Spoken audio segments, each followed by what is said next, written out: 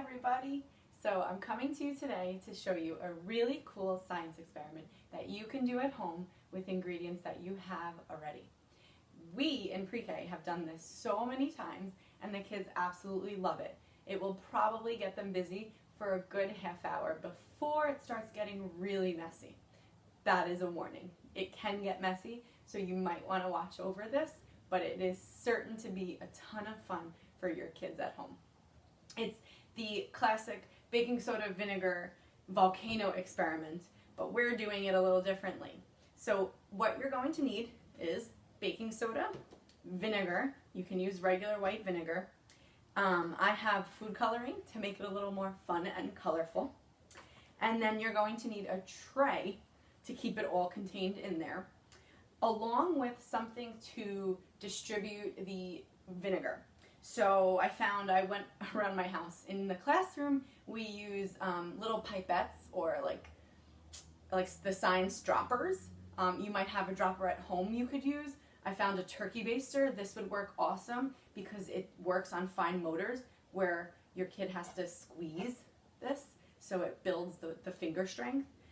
You can also use straws that you would have to dip it in the vinegar and then put your finger on top of it so that the straw collects it as it uses the suction. The straw is actually a pretty good one. The turkey baster might hold too much at one time, so that's where you have to monitor it to check it. Or even if you had a spray bottle, you can put vinegar in a spray bottle and use the spray bottle. But I would suggest that be your only spray bottle for vinegar. You don't want to mix anything up, especially even with the droppers. If you had like a medicine dropper, you certainly don't want to mix something that you use medicine for or food for with vinegar, because that wouldn't taste good. So on my tray, I have some baking soda here, and it's a pretty easy setup. I put vinegar in a cup so the vinegar is contained, and then your child is able to control their vinegar.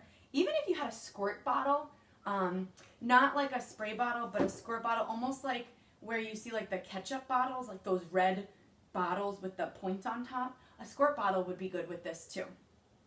And when you want to make it colorful, if you have food coloring, I'm just going to use blue. So what I would do is I'm going to put the blue on the tray first.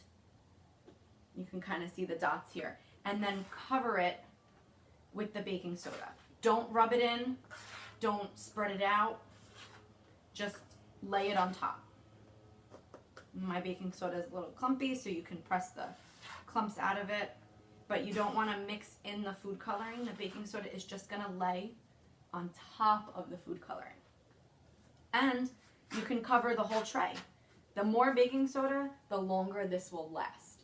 If there's less baking soda, then in 5 minutes, your child is going to say, "Mommy, Daddy, I need more." So you want to set it up. You could fill this whole tray with baking soda if you wanted to.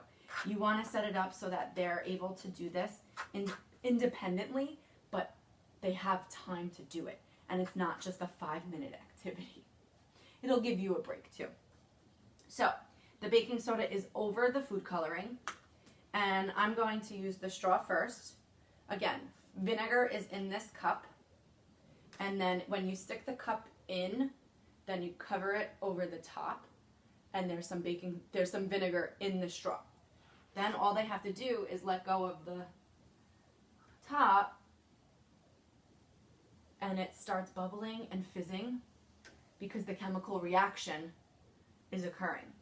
And the more they do this, then they're going to get to the bottom where the baking soda is covering that blue, and they'll start seeing the colors. Well, there's some color. And they can keep going. The turkey baster would work just as good, but it is going to take a lot more. You can see it's pretty, you could fill the whole thing, but they can just kind of squirt, and you see it fizzing. You can hear it. There's a lot of sensory things going on with it. You can talk about their senses, what they see, what they hear, what they smell, because the vinegar is definitely smelly. But you can also, afterwards, they can touch it. There's the blue. See it? So it's just a simple experiment and something that is so fun that they can do at home and it will keep them busy. You can even use the spoon if you wanted, they can use that, but this is when it gets a little messy. If it's a little more controlled, like with the straw, it takes longer and a little more concentration for them to get the vinegar to stay in the straw because they have to hold the top. So it's a little more controlled, but it's just so much fun. And if they wanted to play more with it, in our classroom, we've made like potions with it. So you can go pick some flowers. They can make like perfumes. They could smush the flowers in the baking soda and vinegar, and you can have cups, like plastic cups. They can pour it back and forth. If they want to make like birthday cake, you can even sprinkle sprinkles on it. Things you have at home that you wouldn't think could use in this, your kids will play with it. They could even pretend use the sprinkles and sprinkle or make some ice cream. When the baking soda is completely covered in the vinegar, that's when they're going to be done. And if you're not watching it, or if you're not aware that the baking soda, you can't really use the vinegar anymore, that's when I've noticed personally in the classroom, they start playing with it with their hands. Now, baking soda and vinegar are cooking products, so it's not terrible that they're playing with it, but it can get messy. It's kind of like a paste-like material, so, or like a toothpaste material, like feeling. So, I mean, they can play with it. It's goopy. It's fun. Maybe this is something you might want to do outside so that the mess is outside in the grass or in the on the sidewalk rather than in your house. That's why it's good to keep it in a tray. All simple things that can be washed, but I know the students in my class will play with it like this. So this might be when time is over and you might want to take it away to clean it up. And your kids can help you clean it up too. Let them run it down the drain or wipe it up or clean it. You could even throw it down the toilet and flush it down the toilet since it's baking soda and vinegar. It'll give your toilet a little cleaning too. I hope you're able to do this at home. It is so much fun and it is guaranteed to engage and keep your child busy. You could do this again and again. They will probably ask you to do it over and over again. Have a good day.